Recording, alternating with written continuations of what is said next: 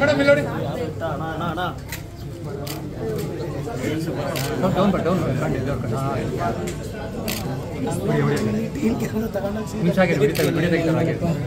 ಒಳ್ಳೆ ಫೋಟೋ ಇರಲಿ ಎಲ್ಲ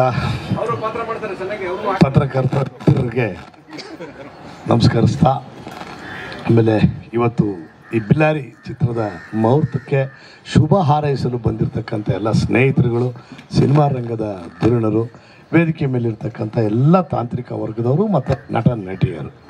ಸೊ ಈ ಚಿತ್ರ ಬಿಲ್ಲಾರಿ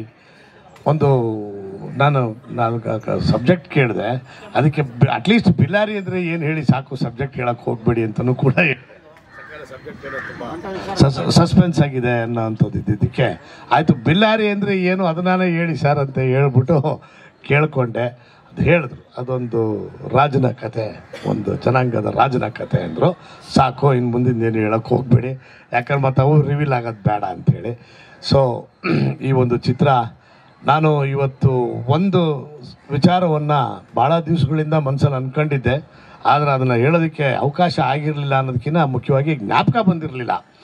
ಇವತ್ತು ಈ ಮಂಗಳೂರಿನ ತಂಡ ಏನಾದರೂ ಕರ್ನಾಟಕ ಕನ್ನಡ ಚಿತ್ರರಂಗವನ್ನು ರಾಷ್ಟ್ರೀಯ ಮತ್ತು ಅಂತಾರಾಷ್ಟ್ರೀಯ ಮಟ್ಟಕ್ಕೆ ತಗೊಂಡು ಹೋಗ್ತಾ ಇದೆ ಅಂದರೆ ಅದು ಮಂಗಳೂರಿನ ಬಂಟ್ರು ಮತ್ತು ಶೆಟ್ರು ತಂಡ ಅಂತ ಹೇಳೋದಕ್ಕೆ ನಾನು ಇಷ್ಟಪಡ್ತೀನಿ.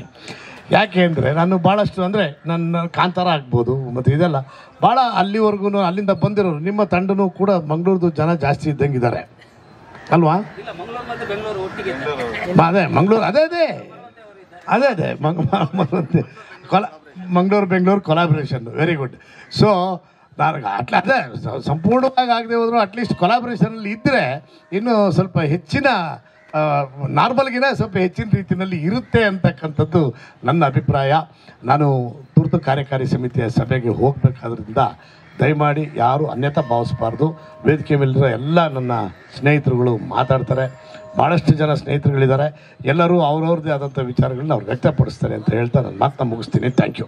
ಇದು ನನಗೆ ಈ ಪಾತ್ರ ಕೊಟ್ಟಿದ್ದಂಥ ಬರ್ಮಣ್ಣ ಸರ್ಗೆ ಹಾಗೆ ನಮ್ಮ ಪ್ರೊಡ್ಯೂಸರ್ ಶ್ರೀಕ್ ಸರ್ಗೆ ಥ್ಯಾಂಕ್ ಯು ಹೇಳೋಕ್ಕೆ ಇಷ್ಟಪಡ್ತೀನಿ ಮೂಲಕ.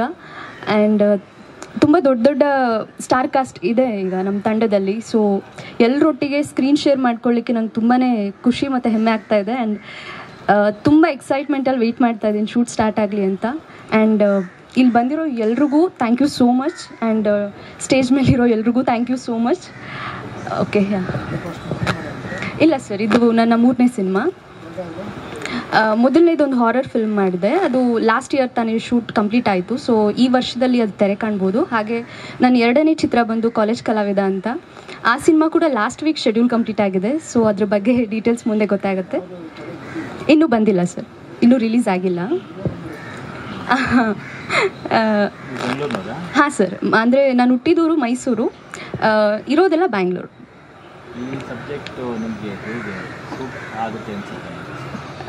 ಅಪ್ ಟು ಬರ್ಮಣ್ಣ ಸರ್, ಅವರು ಡಿಸೈಡ್ ಮಾಡಿದ್ದು ಈ ಕ್ಯಾರೆಕ್ಟರ್ಗೆ ಇವಳೇ ಸೂಟ್ ಆಗ್ತಾರೆ ಅಂತ. ಸೊ ಅವ್ರ ನಿರ್ಧಾರ ಇದು. ಖಂಡಿತ ಸರ್, ಟ್ರೈನಿಂಗ್ ಹೋಗಿದ್ದೀನಿ, ಜಿಮ್ಗೆಲ್ಲ ಹೋಗ್ತಾ ಇದ್ದೀನಿ, ಮತ್ತು 5 ಕ್ಲಾಸಸ್ಗೆಲ್ಲ ಹೋಗ್ತಾ ಇದ್ದೀನಿ. ಹಾಂ ಹೌದು, ನಾವೇ ಪ್ರೊಡ್ಯೂಸರ್.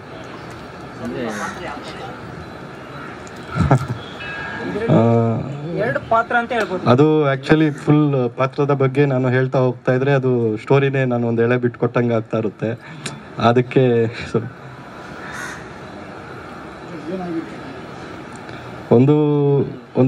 ಒಂದು ರಾಜನ ಪಾತ್ರ, ಇನ್ನೊಂದು ಆಫೀಸರ್ ಪಾತ್ರ, ಈ ಥರ ಇರುತ್ತೆ. ಫುಲ್ ಸಸ್ಪೆನ್ಸಲ್ಲಿ ಹೋಗುತ್ತೆ.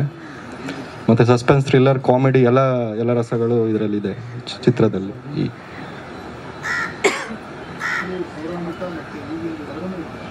ಎರಡು ಅಂದರೆ 1990s ಬ್ಯಾಕ್ ಡ್ರಾಪಲ್ಲಿ ಆ ಥರ ಮೂವಿ ಸ್ಟಾರ್ಟ್ ಆಗುತ್ತೆ. ಪ್ರೊಡ್ಯೂಸರ್ ಆಗಿದ್ದೀರಿ, ಹೇಗೆ ನೀವೇ ಕಥೆ ಬರೆದು ನೀವೇ ಡಿಸೈಡ್ ಮಾಡಿದ್ರಾ, ಹೇಗೆ ಪ್ರೊಡ್ಯೂಸರ್ ಸಿಗಲಿಲ್ಲ ಅಂತ ನೀವು?